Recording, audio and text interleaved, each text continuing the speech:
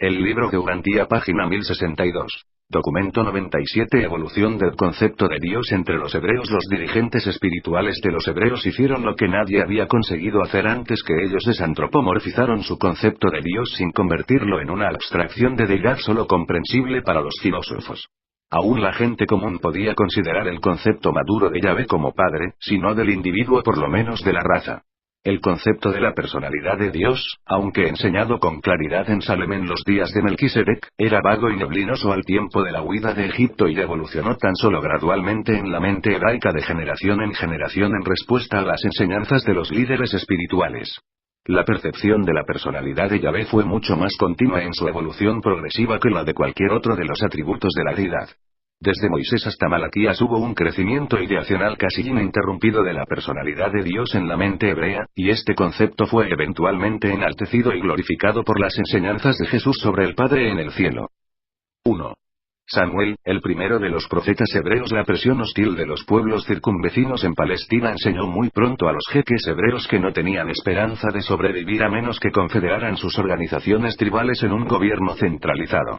Y esta centralización de la autoridad administrativa ofreció a Samuel una mejor oportunidad de actuar como maestro y reformador. Samuel surgió de una larga línea de maestros salemitas que habían persistido en mantener las verdades de Melquisedec como parte de sus formas de adoración. Este maestro era hombre viril y decidido. Solo su gran devoción, combinada con su extraordinaria determinación, le permitieron soportar la oposición casi universal que encontró cuando se dispuso a atraer nuevamente a Israel a la adoración del supremo Yahvé de los tiempos de Moisés. Y aun entonces tan solo triunfó parcialmente. Consiguió atraer de vuelta al servicio del concepto más elevado de Yahvé tan solo a la mitad más inteligente de los hebreos. La otra mitad continuó adorando a los dioses tribales del país y la concepción más baja de Yahvé. Samuel era hombre decidido y rudo, un reformador práctico que era capaz de salir un día con sus asociados y derribar una veintena de sitios de Baal. El progreso que hacía se debía puramente a la fuerza de su compulsión. Poco predicó, enseñó aún menos, pero sí actuó. Un día ridiculizaba al sacerdote de Baal. El próximo, deshacía a un rey cautivo. Creía devotamente en el Dios único, y tenía un concepto claro de ese Dios como creador del cielo y de la tierra. Del Señor son las columnas de la tierra, y Él afirmó sobre ellas el mundo. Página 1063. Pero la mayor contribución que hizo Samuel al desarrollo del concepto de la deidad fue su pronunciamiento resonante de que Yahvé era invariable, por siempre la misma incorporación de perfección y divinidad infalibles. En estos tiempos se concebía a Yahvé como un Dios caprichoso, atiborrado de antojos celosos, que lamentaba constantemente las cosas que había hecho. Pero ahora, por primera vez desde que los hebreos salieran de Egipto, escucharon estas palabras sorprendentes. El que es la fuerza de Israel no mentirá ni se arrepentirá, porque no es hombre para que se arrepienta. Se proclamó la estabilidad en las relaciones con la divinidad. Samuel reiteró el pacto de Melquisedec con Abraham y declaró que el Señor Dios de Israel era la fuente de toda verdad, estabilidad y constancia. Los hebreos habían considerado siempre a su Dios como hombre, superhombre, espíritu exaltado de origen desconocido. Ahora escuchaban el espíritu que fuera de Oreb exaltado como Dios inalterable de perfección creadora. Samuel contribuyó a que el concepto evolutivo de Dios ascendiera a las alturas, por encima del estado variable de la mente de los hombres y de las vicisitudes de la existencia mortal. Con sus enseñanzas, el Dios de los hebreos empezó el ascenso desde la idea a nivel de los dioses tribales al ideal de un creador todopoderoso e invariable y supervisor de toda la creación. También renovó la predicación del hecho de la sinceridad de Dios, su confiabilidad como cumplidor de pactos. Dijo Samuel: el Señor no desamparará a su pueblo. Él ha hecho con nosotros un pacto perpetuo, ordenado en todas las cosas y será guardado. Así pues, en toda Palestina resonó el llamado de vuelta a la adoración de Yahvé Supremo. Este enérgico maestro no se cansaba de proclamar: por tanto, tú te has engrandecido, oh Señor Dios, por cuanto no hay como tú, ni hay Dios fuera de ti.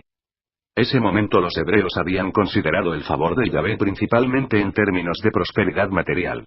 Causó gran impacto en Israel, y casi le cuesta la vida a Samuel, cuando se atrevió a proclamar: el Señor empobrece, y Él enriquece. Abate y enaltece. Él levanta del polvo al pobre y exalta a los mendigos para hacerles sentarse con príncipes y heredar el trono de la gloria. No se habían proclamado promesas tan reconfortantes para los humildes y menos afortunados desde los tiempos de Moisés, y miles de seres desesperados entre los pobres comenzaron a alimentar la esperanza de poder mejorar su estado espiritual. Pero Samuel no progresó mucho más allá del concepto del Dios tribal. Proclamó a Yahvé que hizo a todos los hombres pero que se ocupó principalmente de los hebreos, su pueblo elegido. Aún así, como en los días de Moisés, nuevamente el concepto de Dios mostraba una deidad santa y recta. No hay nadie tan santo como el Señor. ¿Quién puede ser comparado con este santo Señor Dios? A medida que pasaban los años, el encanecido viejo dirigente progresó en la comprensión de Dios, pues declaró: el Señor es el Dios del conocimiento y a él toca el pesar las acciones. El Señor juzgará los confines de la tierra, siendo misericordioso con los misericordiosos, y con el hombre recto también será recto. Ya aquí se encuentra el alba de la misericordia, aunque limitada a los que son misericordiosos. Más tarde llegó a adelantar un paso más cuando exhortó a su pueblo en la adversidad: caigamos ahora en manos del Señor, porque sus misericordias son muchas. No hay limitación sobre el Señor para salvar a muchos o a pocos. Y este desarrollo gradual del concepto del carácter de Yahvé continuó bajo el ministerio de los sucesores de Samuel. Intentaron presentar a Yahvé como un Dios que cumplía sus pactos, pero no llegaron a mantener el ritmo establecido por Samuel. Fueron incapaces de desarrollar la idea de la misericordia de Dios tal como Samuel la había concebido en sus últimos años. Hubo una tendencia retrógrada constante hacia el reconocimiento de otros dioses, a pesar de que se mantuviera a página 1064 Yahvé por encima de todos los demás. Tuyo, oh Señor, es el reino, y tú eres excelso sobre todos. El poder divino era la clave alta era. Los profetas de esta edad predicaban una religión concebida para fortalecer al rey en el trono hebreo. Tuya es, oh Señor, la grandeza y el poder, la gloria, la victoria y la majestad. En tu mano está la fuerza y el poder, y tú puedes hacer grande y dar poder a todos. Y este era el estado del concepto de Dios durante los tiempos de Samuel y de sus sucesores inmediatos. 2. Elías y Eliseo. En el 10º siglo antes de Cristo la nación hebrea se dividió en dos reinos. En ambas de estas divisiones políticas muchos maestros de la verdad intentaron detener la corriente reaccionaria de decadencia espiritual que se había desencadenado, y que prosiguió desastrosamente después de la guerra de separación. Pero estos esfuerzos por avanzar la religión hebraica no prosperaron hasta el momento en que comenzó sus enseñanzas ese decidido y valiente guerrero de la rectitud, Elías. Elías restauró en el reino del norte un concepto de Dios comparable con el que había sido mantenido en los días de Samuel.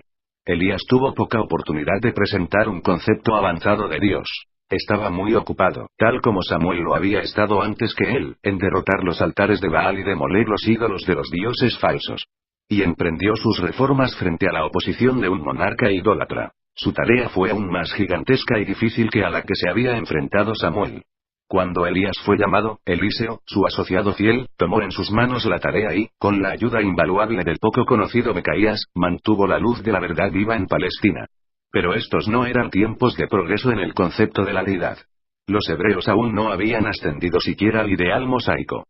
Cuando se cerró la era de Elías y de Eliseo, las clases mejores estaban volviendo a la adoración de Yahvé Supremo y presenciaban la restauración de la idea del Creador universal más o menos en el punto en que la había dejado Samuel.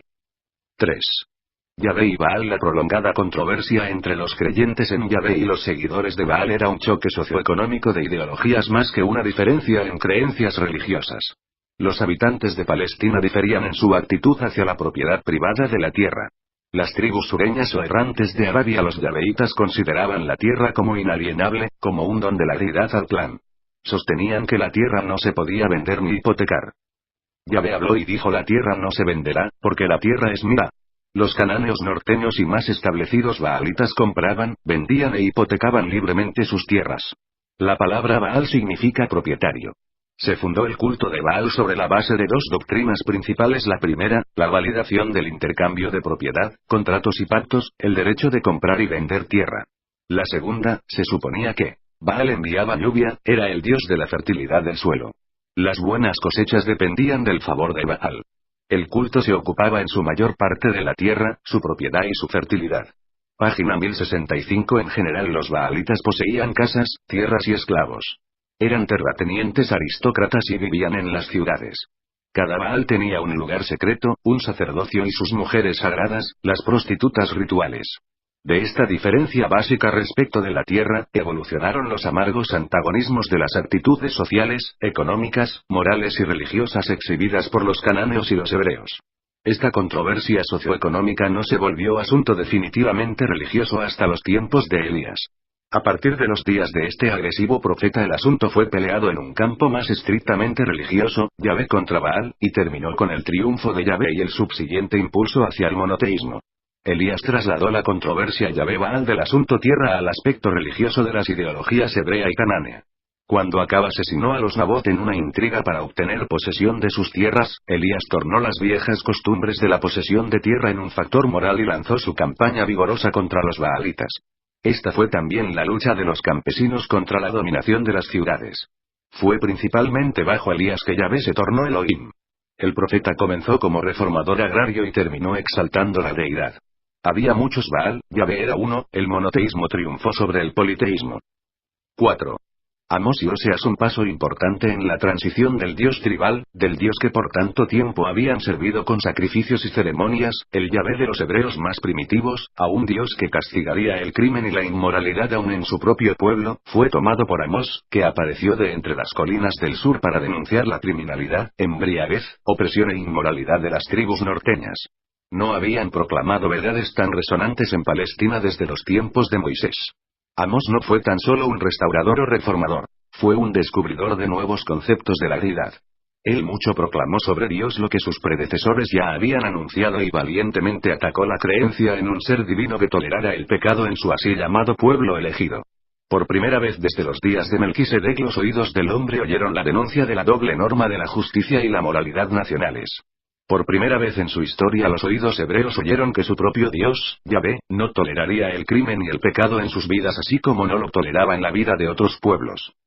Amós visualizó al Dios severo y justo de Samuel y Elías, pero también vio a un Dios que no consideraba a los hebreos en forma diferente de cualquier otra nación cuando se trataba de castigar el mal.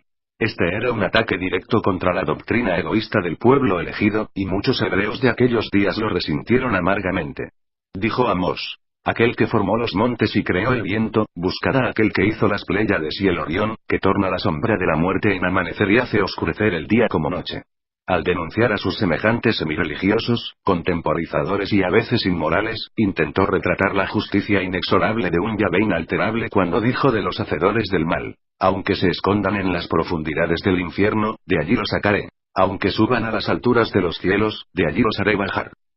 Y aunque fueren en cautiverio delante de sus enemigos, allí dirigiré la espada de la justicia y los matará. Amós sorprendió aún más a sus oyentes cuando, señalándolos con dedo acusador y reprobador, declaró en nombre de Yahvé: con seguridad jamás olvidaré lo que habéis hecho. Que la casa de Israel sea zarandeada entre todas las naciones, como se zarandea el grano en una criba. Página 1066. Amós proclamó a Yahvé el Dios de todas las naciones y amonestó a los israelitas con que el ritual no debe suplantar a la rectitud. Y antes de que este valiente maestro fuera matado a pedradas, había difundido suficiente levadura de verdad como para salvar la doctrina del supremo Yahvé. Había asegurado la evolución ulterior de la revelación de Melquisedec. Oseas vino después de Amós y de su doctrina de un Dios universal de justicia mediante la resurrección del concepto mosaico de un Dios de amor. Oseas predicó el perdón mediante el arrepentimiento, no mediante el sacrificio. Proclamó un evangelio de amor y misericordia divina, diciendo: yo te desposaré conmigo para siempre. Sí, yo te desposaré en justicia, juicio, benignidad y en misericordias, e incluso te desposaré conmigo en fidelidad. Los amaré libremente, porque ya se ha apartado de ellos mi ira. Oseas siguió fielmente las advertencias morales de Amós, diciendo de Dios: los castigaré cuando lo desee. Pero los israelitas consideraron una crueldad que lindaba con la traición sus siguientes palabras: diré a aquellos que no eran mi pueblo, vosotros sois mi pueblo. Y ellos dirán: tú eres nuestro Dios. Continuó predicando arrepentimiento y perdón, diciendo: yo sanaré su rebelión. Los amaré libremente, porque mi ira ya se apartó de ellos. Oseas proclamó siempre la esperanza y el perdón. Por siempre el cargo de su mensaje fue: tendré compasión de mi pueblo. No conocerán a otro Dios sino a mí, porque no hay Salvador fuera de mí. Amós aceleró la conciencia nacional de los hebreos para el reconocimiento de que Yahvé no condonaría el crimen, ni el pecado entre ellos, porque fueran supuestamente el pueblo elegido, mientras que Oseas resonó las primeras notas de las cuerdas misericordiosas posteriores de la compasión divina y del amor divino que fueron cantadas tan exquisitamente por Isaías y sus asociados. 5. El primer Isaías. Estos eran aquellos tiempos en los que algunos proclamaban amenazas de castigo por pecados personales y crímenes nacionales entre los clanes del norte, mientras que otros predicaban calamidades en retribución de las transgresiones del reino del sur. En este momento de despertar de conciencia y autoconciencia en las naciones hebreas, apareció el primer Isaías. Isaías predicó la naturaleza eterna de Dios, su sabiduría infinita, su perfección inalterable de confianza. Representó al Dios de Israel diciendo: ajustaré el juicio a cordel y a nivel la rectitud. El Señor te dará reposo de tu trabajo y de tu temor, y de la dura servidumbre en que te hicieron servir. Y tus oídos oirán a tus espaldas palabra que diga: este es el camino, andad por él. He aquí Dios es salvación mía. Me aseguraré, no temeré, porque mi fortaleza y mi canción es el Señor.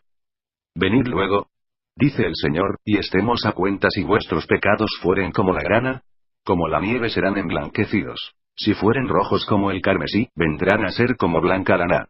Al hablar de los hebreos dominados por el temor y hambrientos de alma, este profeta dijo: levántate, resplandece, porque ha venido tu luz, y la gloria del Señor ha nacido sobre ti. El Espíritu del Señor está sobre mí porque Él me ha ungido. Me ha enviado a predicar buenas nuevas a los humildes, a vendar a los quebrantados de corazón, a publicar libertad a los cautivos y a los presos, apertura de la cárcel. Me regocijo grandemente en el Señor, mi alma se alegrará en mi Dios. Página 1067. Porque me vistió con las vestimentas de salvación y me rodeó de manto de rectitud. En toda angustia de ellos Él fue angustiado, y el ángel de su presencia los salvó. En su amor y en su clemencia los redimió. Este Isaías fue seguido por Mecuías y Abdías, que confirmaron y embellecieron su evangelio que tanto satisfizo el alma.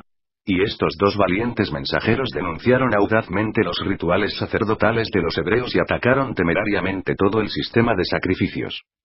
Micueas denunció a los jefes que juzgan por cohecho, los sacerdotes que enseñan por precio y los profetas que adivinan por dinero. Enseñó sobre un futuro de libertad de la superstición y del clericalismo, diciendo: pero cada hombre se sentará bajo su propia vid, y nadie le infundirá temor, porque toda la gente vivirá, cada uno de acuerdo con su comprensión de Dios. El mensaje principal de Mecuías fue: me presentaré ante Dios con ofrendas de holocausto. ¿Se alegrará Dios si le ofrezco 1000 carneros o 10.000 arroyos de aceite? ¿O si le doy a mi primogénito en pago por mi transgresión, el fruto de mi cuerpo por el pecado de mi alma? Oh hombre, Él me ha mostrado que es bueno. ¿Y qué es lo que espera el Señor de ti sino que seas justo y que ames la misericordia y que camines humildemente con tu Dios? Y fue una gran era. Eran estos indudablemente tiempos emocionantes, cuando el hombre mortal oyó, y algunos entre ellos aún creyeron, estos mensajes emancipadores más de 2500 años atrás. Y si no hubiese sido por la resistencia testaruda de los sacerdotes, estos maestros habrían eliminado todo el ceremonial sangriento del ritual de adoración de los hebreos. 6. Jeremías el intrépido. Aunque varios maestros continuaron explicando el Evangelio de Isaías, le tocó a Jeremías tomar el próximo paso audaz en la internacionalización de Yahvé, Dios de los hebreos. Jeremías declaró audazmente que Yahvé no estaba del lado de los hebreos en sus contiendas militares con otras naciones. Declaró que Yahvé era Dios de toda la tierra, de todas las naciones y de todos los pueblos. Las enseñanzas de Jeremías representaron el crescendo de la ola en aumento de la internacionalización del Dios de Israel. Finalmente y por siempre este predicador intrépido proclamó que Yahvé era el Dios de todas las naciones, que no había Osiris para los egipcios, Bel para los babilonios, Asur para los asirios ni Dagón para los filisteos. Y así, la religión de los hebreos compartió en ese renacimiento del monoteísmo en todo el mundo alrededor de esta época y después de ella. Por fin el concepto de Yahvé había ascendido al nivel de deidad de dignidad planetaria y aún cósmica. Pero muchos de los asociados de Jeremías encontraban difícil concebir a Yahvé aparte de la nación hebrea. Jeremías predicó también sobre el Dios justo y amante descrito por Isaías, declarando: sí, con amor eterno te he amado. Por tanto, te prolongué mi misericordia. Porque no aflige voluntariamente a los hijos de los hombres. Dijo este intrépido profeta: recto es nuestro Señor, grandioso en su consejo y poderoso en su obra. Sus ojos están abiertos sobre todos los caminos de todos los hijos de los hombres, para dar a cada uno de acuerdo con su camino y de acuerdo con el fruto de sus obras.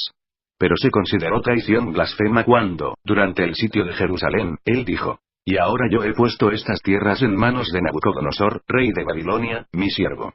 Y cuando Jeremías aconsejó que se rindiera, página 1068, la ciudad, los sacerdotes y los gobernantes civiles le arrojaron en el foso cenagoso de un lúgubre calabozo. 7. El segundo Isaías. La destrucción de la nación hebrea y su cautiverio en Mesopotamia podrían haber resultado de gran beneficio para la expansión de su teología si no hubiese sido por la acción decidida de su sacerdocio. Su nación había caído ante los ejércitos de Babilonia, y su llave nacionalista había sufrido debido a las predicaciones internacionalistas de los líderes espirituales.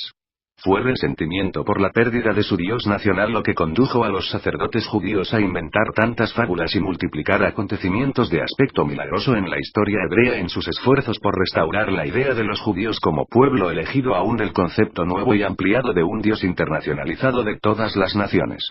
Durante su cautiverio, los judíos fueron muy influidos por las tradiciones y las leyendas babilónicas, aunque debe notarse que mejoraron infaliblemente el tono moral y el significado espiritual de las cuentas caldeas que adoptaron, a pesar de que invariablemente las distorsionaron para reflejar honor y gloria sobre los antepasados y sobre la historia de Israel. Estos sacerdotes y escribas hebreos tenían en su mente una idea fija, y esa era la rehabilitación de la nación judía, la glorificación de las tradiciones hebreas y la exaltación de su historia racial.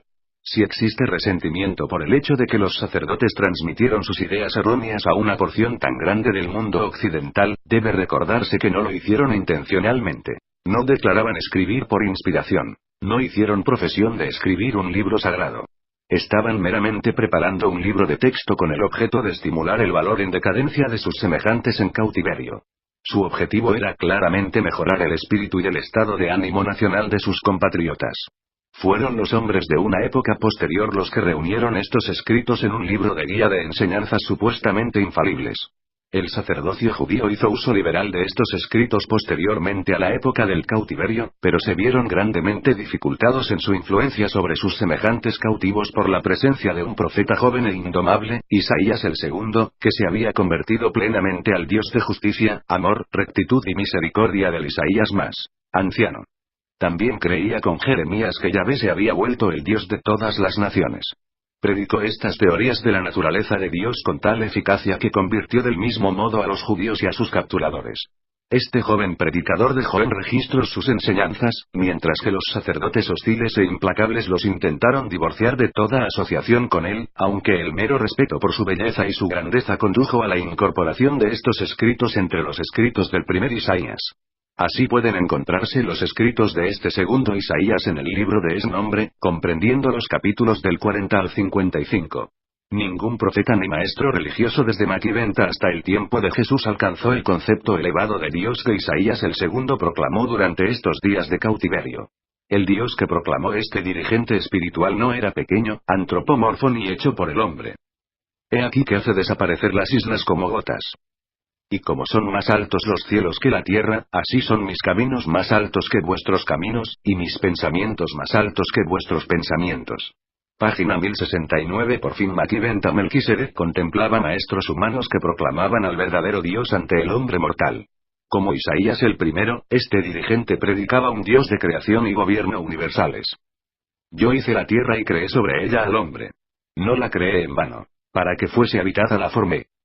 Yo soy el primero y yo soy el postrero. Y fuera de mí no hay Dios. Hablando del Señor Dios de Israel, este nuevo profeta dijo: los cielos podrán desaparecer y la tierra envejecer, pero mi justicia permanecerá perpetuamente y mi salvación, de generación en generación. No temas, porque yo estoy contigo. No desmayes, porque yo soy tu Dios.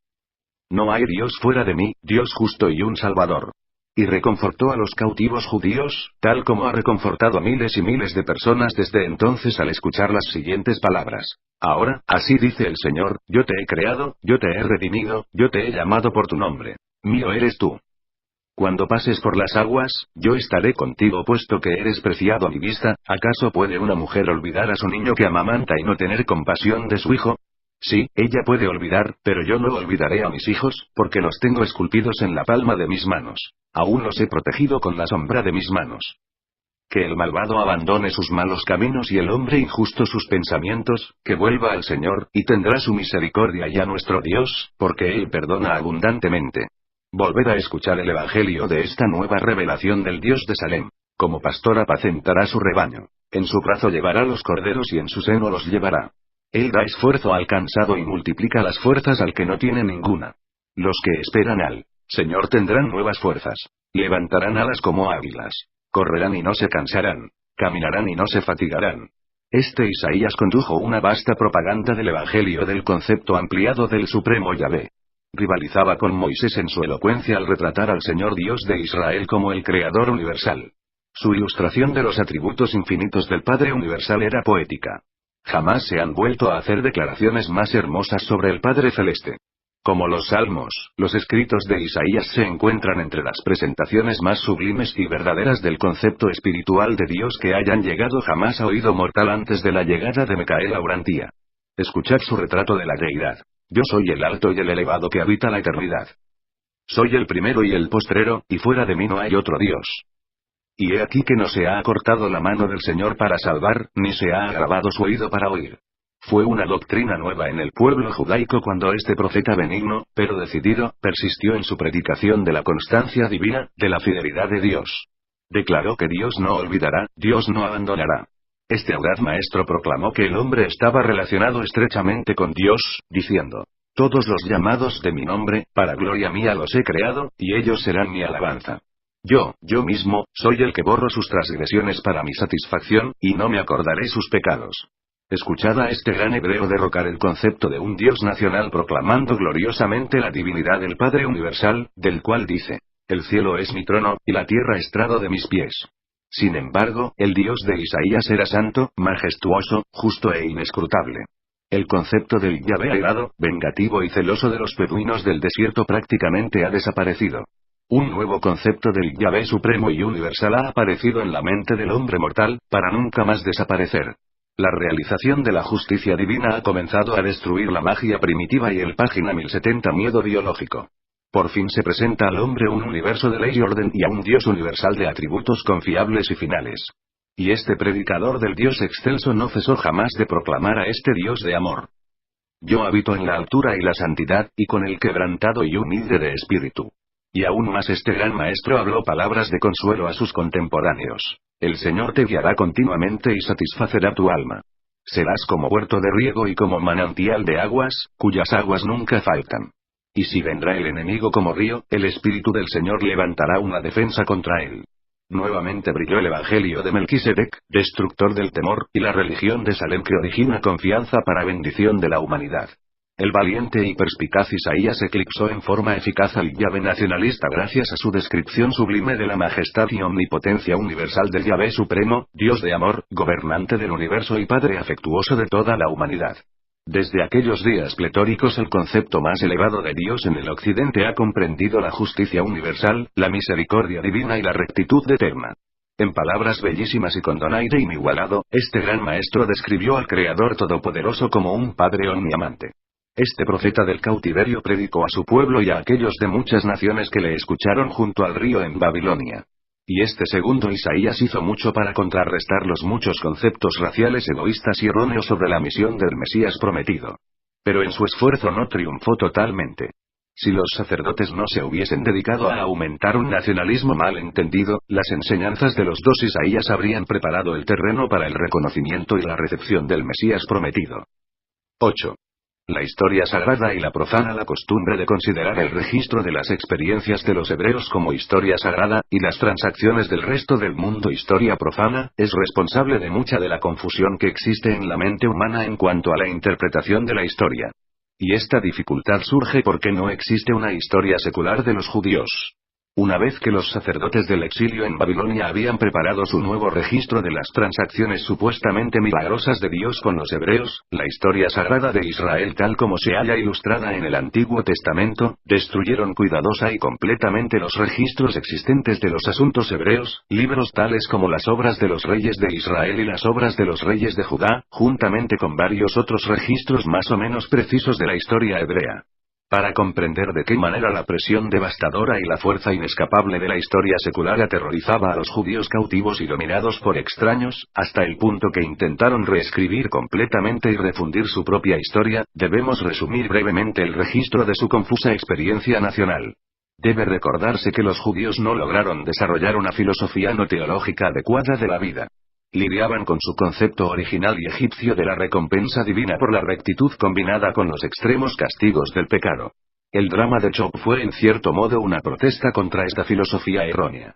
El pesimismo franco en Eclesiastés fue, en términos mundanos, una reacción sabia a estas creencias excesivamente optimistas en la providencia. Página 1071. Pero 500 años de dominación por gobernantes ajenos fue demasiado aún para los pacientes y sufridos judíos. Los profetas y los sacerdotes comenzaron a clamar: ¿Hasta cuándo, oh Señor, hasta cuándo? Cuando los judíos honestos leían las escrituras, su confusión se volvía aún más profunda. Un antiguo vidente había prometido que Dios protegería y redimiría a su pueblo elegido. Amós había amenazado con que Dios abandonaría a Israel a menos que volviesen a establecer sus normas de rectitud nacional.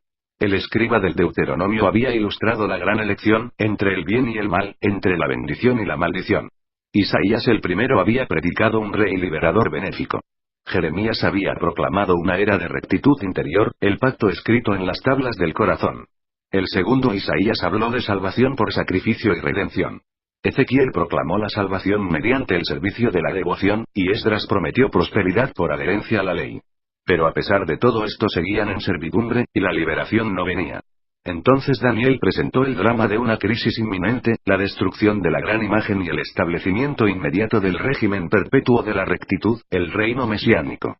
Y todas estas falsas esperanzas condujeron a tal grado de desencanto y frustración raciales que los líderes de los judíos estaban tan confundidos que fueron incapaces de reconocer y aceptar la misión y el ministerio de un divino Hijo del Paraíso cuando éste finalmente vino a ellos en semejanza de la carne mortal, encarnado como el Hijo del Hombre.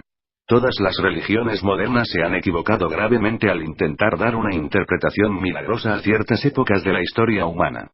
Aunque es verdad que Dios muchas veces ha interpuesto providencialmente su mano paterna en la corriente de los asuntos humanos, es un error considerar los dogmas teológicos y las supersticiones religiosas como una sedimentación sobrenatural que apareciera por acción milagrosa en esta corriente de la historia humana. El hecho de que los altísimos gobiernan en los reinos de los hombres no convierte la historia secular en la así llamada historia sagrada. Los autores del Nuevo Testamento y los escritores cristianos más recientes complicaron ulteriormente la distorsión de la historia hebrea a través de sus intentos bien intencionados de trascendentalizar a los profetas judíos. Así la historia hebrea ha sido explotada desastrosamente tanto por los escritores judíos como por los escritores cristianos. La historia secular hebrea ha sido profundamente dogmatizada. Ha sido convertida en una ficción de historia sagrada y se ha vinculado inextricablemente con los conceptos morales y enseñanzas religiosas de las así llamadas naciones cristianas. Un breve resumen de los puntos sobresalientes de la historia hebrea ilustrará de qué manera fueron alterados los registros en Babilonia por parte de los sacerdotes judíos, hasta transformar la historia secular diaria de su pueblo en historia sagrada ficticia. 9. La historia hebrea nunca hubo 12 tribus de israelitas, tan solo 3 o 4 tribus se establecieron en Palestina. La nación hebrea surgió como resultado de la unión de los así llamados israelíes y cananeos. Así los hijos de Israel habitaban entre los cananeos. Y tomaron de sus hijas por mujeres y dieron a sus hijas a los hijos de los cananeos. Los hebreos nunca echaron a los cananeos afuera de Palestina, a pesar del registro sacerdotal de estas cosas, que sin vacilación declara que lo hiciesen. Página 1072. La conciencia israelita se originó en la tierra colinosa de Efraín. La conciencia judía posterior se originó en el clan sureño de Judá. Los judíos judaítas siempre intentaron difamar a los israelitas del norte efrateos. La historia hebrea pretenciosa comienza con la unión de los clanes del norte por acción de Saúl para resistir a un ataque de los amonitas contra la tribu de los galaaditas, al este del Jordán. Con un ejército de poco más de 3000 derrocó al enemigo, y esta empresa fue la que condujo a las tribus de las colinas a hacerle rey. Cuando los sacerdotes exilados reescribieron esta historia, aumentaron el ejército de Saúl a 330.000 personas y agregaron Judá a la lista de las tribus que habían participado en la batalla. Inmediatamente después de la derrota de los amonitas, Saúl fue hecho rey por elección popular de sus tropas. No participaron sacerdotes ni profetas en este asunto. Pero los sacerdotes más adelante introdujeron en el registro la idea de que el profeta Samuel coronó a Saúl rey de acuerdo con directivas divinas. Esto lo hicieron para establecer un linaje divino para el reinado judaíta de David. La mayor de todas las distorsiones de la historia judía tuvo que ver con David. Después de la victoria de Saúl sobre los amonitas que él adscribió a Yahvé, los filisteos se alarmaron y comenzaron a atacar a los clanes norteños. David y Saúl nunca podían ponerse de acuerdo. David, con 600 hombres, entró en una alianza filistea y marchó a la costa de Esdraelón. En Gad los filisteos ordenaron que David se retirara. Temían que se pasara a Saúl. David se retiró. Los filisteos atacaron y derrocaron a Saúl. No podrían haberlo hecho si David hubiese sido leal a Israel. El ejército de David era una colección políglota de descontentos, formado en su mayor parte por inadaptados sociales y fugitivos de la justicia. La trágica derrota de Saúl en Gilboa disminuyó la importancia de Yahvé entre los dioses a los ojos de los cananeos vecinos. Ordinariamente, la derrota de Saúl habría sido adscrita a la apostasía de Yahvé, pero esta vez los editores judaítas la atribuyeron a errores rituales. Requerían la tradición de Saúl y Samuel como antecedentes del reinado de David. David, con su pequeño ejército, se estableció en la ciudad no hebrea de Hebrón. Dentro de poco sus compatriotas le proclamaron rey del nuevo reinado de Judá. Judá estaba formado principalmente de elementos no hebreos: los ceneos, los jalebitas, los jebuseos y otros cananeos. Eran nómadas, pastores, y por consiguiente creían en la idea hebrea sobre la propiedad de la tierra. Mantenían las ideologías de los clanes del desierto. La diferencia entre las historias sagrada y profana está bien ilustrada por las dos versiones distintas sobre el nombramiento de David como rey tal como se las encuentra en el Antiguo Testamento. Los sacerdotes, sin darse cuenta, dejaron en este registro una parte de la historia secular de cómo sus seguidores inmediatos su ejército le hicieron rey, preparando posteriormente el prolongado y prosaico relato de la historia sagrada en el que se ilustra cómo el profeta Samuel, por instrucción divina, seleccionó a David de entre sus hermanos y mediante ceremonias solemnes y elaboradas le ungió formalmente rey de los hebreos y luego lo proclamó sucesor de Saúl. Muchas veces los sacerdotes, después de preparar sus relatos ficticios de las negociaciones milagrosas de Dios con Israel, dejaron borrar completamente las declaraciones sencillas y reales que ya existían en esos registros. David intentó mejorar su posición política casando primero con la hija de Saúl, luego con la viuda de Nabal, el rico edomita, y posteriormente con la hija de Talmai, el rey de Gesur. Tomó 6 esposas de entre las mujeres de Jebús, sin mencionar a Betsabé, la esposa del Eteo. Página 1073. Mediante estos métodos y con esta gente, David construyó la ficción de un reino divino de Judá como sucesor de la herencia y las tradiciones del reino norteño de Israel efrateo, en vías de desaparición. La tribu cosmopolita de David de Judá era más gentil que judía. Sin embargo, los ancianos oprimidos de Efraín bajaron y le ungieron rey de Israel. Después de una amenaza militar, David hizo un pacto conjunto con los jebuseos y estableció su capital del Reino Unido en Jebus, Jerusalén, que era una ciudad de muros poderosos a mitad de camino entre Judá e Israel. Los filisteos se sublevaron y pronto atacaron a David.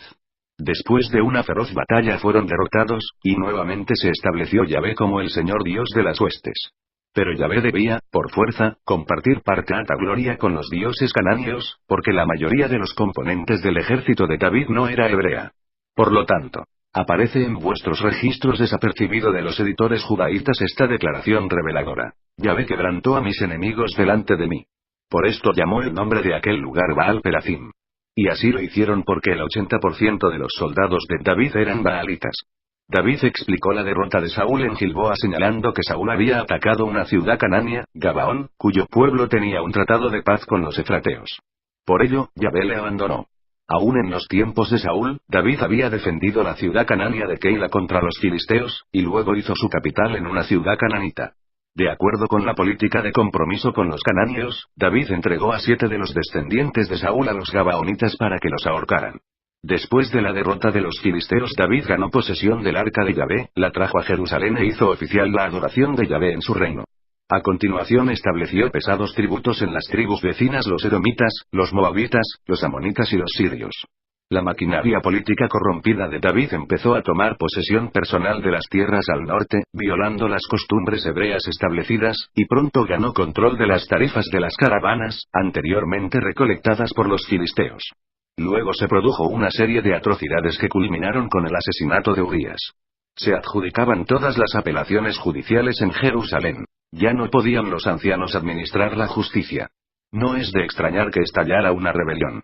Hoy en día, Absalón podría ser llamado demagogo. Su madre era cananita. Había media docena de aspirantes al trono además del hijo de Betsabé, Salomón. Después de la muerte de David, Salomón purgó la maquinaria política de toda influencia norteña, pero continuó la tiranía y los pesados impuestos del régimen de su padre. Salomón llevó a la nación a la bancarrota con los lujos de su corte y sus elaborados programas de construcción. Existía la casa de Líbano, el palacio de la hija del faraón, el templo de Yahvé, el palacio del rey y la restauración de los muros de muchas ciudades. Salomón creó una vasta marina mercante hebrea, operada por marineros sirios y que comerciaba con todo el mundo. Su harén llegó a casi 1000. En esta época el templo de Yahvé en Silo estaba desacreditado, y toda la adoración de la nación se centralizaba en Jebús, en la maravillosa capilla real. El reino del norte se volvió hacia la adoración de Elohim. Gozaban del favor de los faraones, que más tarde esclavizaban a Judá, colocando al reino del sur bajo tributo. Hubo buenos y malos momentos, guerras entre Israel y Judá.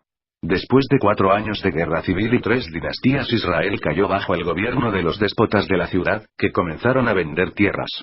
Aún el rey Omri intentó, página 1074, comprar las tierras de Semer. Pero el fin se desencadenó cuando Salmanasar III decidió controlar la costa mediterránea. El rey Acab, de Efraín, reunió a otros 10 grupos y resistió en Karkar. La batalla fue un empate. Detuvieron al asirio, pero los aliados estaban diezmados. Esta gran contienda ni siquiera está mencionada en el Antiguo Testamento. Se produjeron nuevos problemas cuando el rey Acab intentó comprar tierra de Nabot. Su esposa Fenicia falsificó el nombre de Acab en los documentos que instruían que se confiscara la tierra de Nabot porque éste había sido acusado de haber blasfemado los nombres de Elohim y el rey. Él y sus hijos fueron ejecutados rápidamente. El vigoroso Elías apareció en la escena denunciando a Acab por el asesinato de los Nabot. Así pues, Elías, uno de los más grandes profetas, comenzó sus enseñanzas como defensor de las viejas costumbres en cuanto a la tierra y contra la actitud baalista de vender tierras, contra el intento de las ciudades por dominar el campo. Pero la reforma no triunfó hasta que el terrateniente Jehú no unió sus fuerzas con el cacique gitano Jonadab para destruir a los profetas agentes de inmobiliarios de Baal en Samaria. Apareció nueva vida cuando Joás y su hijo Jeroboam libraron a Israel de sus enemigos. Pero para esta época gobernaba en Samaria una nobleza gangsterista cuyas depredaciones rivalizaban las de la dinastía davídica de los viejos tiempos. El Estado y la Iglesia funcionaban del mismo modo. El intento de suprimir la libertad de palabra condujo a Elías, Amós y Oseas a comenzar sus escritos secretos, y este fue el verdadero comienzo de las Biblias judía y cristiana. Pero el reino del norte no desapareció de la historia hasta que el rey de Israel conspiró con el rey de Egipto y rehusó pagar tributos adicionales a Asiria. Allí comenzó el sitio que duró 3 años, seguido por la dispersión total del reino del norte.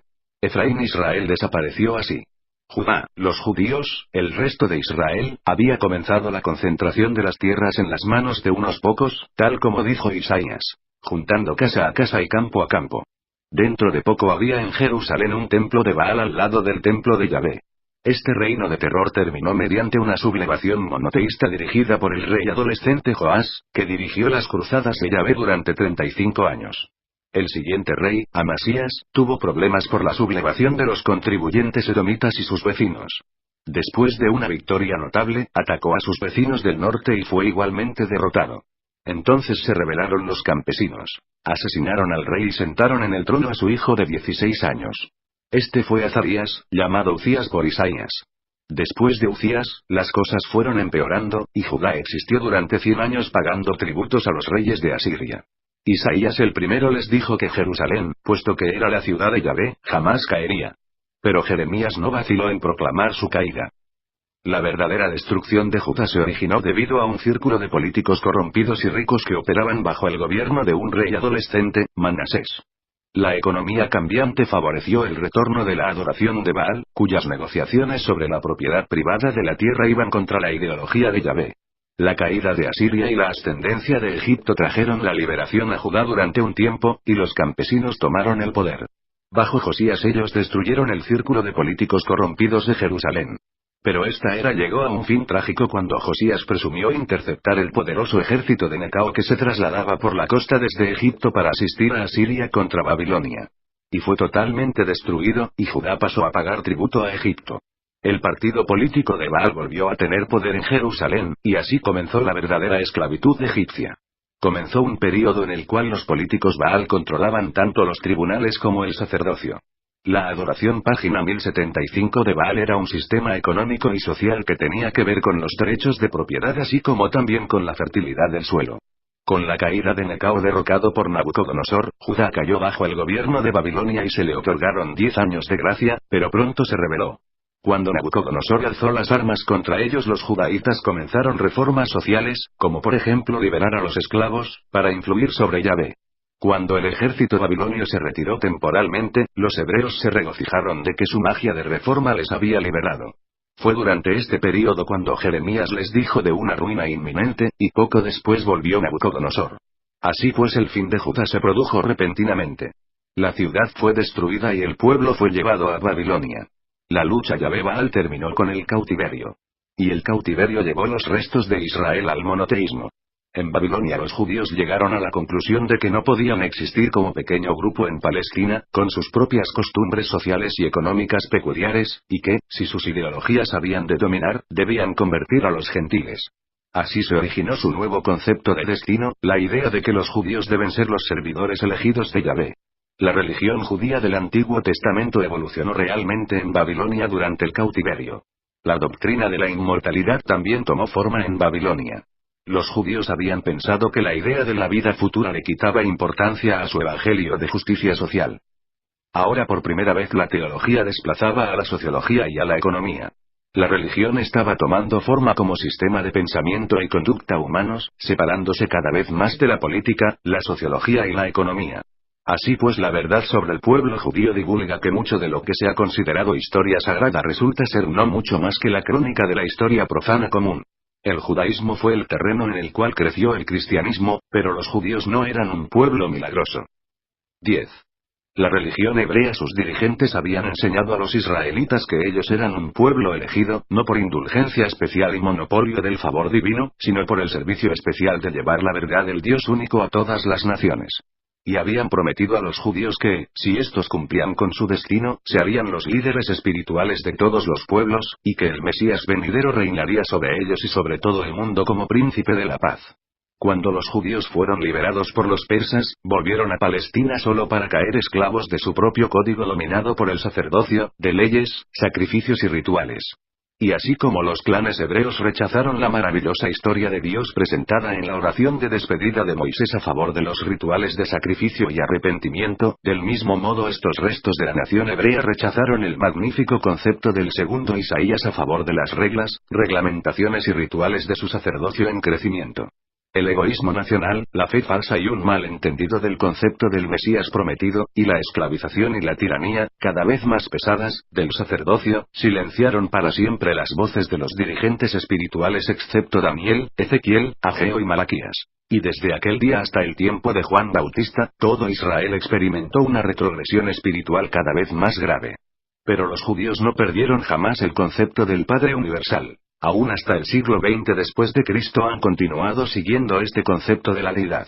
Página 1076. Desde Moisés hasta Juan Bautista hubo una línea continua de maestros fieles que pasaron la antorcha de luz monoteísta de una generación a la otra, acusando cada vez más a los gobernantes inescrupulosos, denunciando a los sacerdotes comercializados y aún exhortando al pueblo a que adhiriese a la adoración de Yahvé Supremo, el Señor Dios de Israel. Como nación los judíos finalmente perdieron su identidad política, pero la religión hebrea de creencia sincera en el Dios único y universal continúa viviendo en el corazón de los exiliados dispersos. Y esta religión sobrevive porque ha funcionado eficazmente para conservar los valores más elevados de sus seguidores.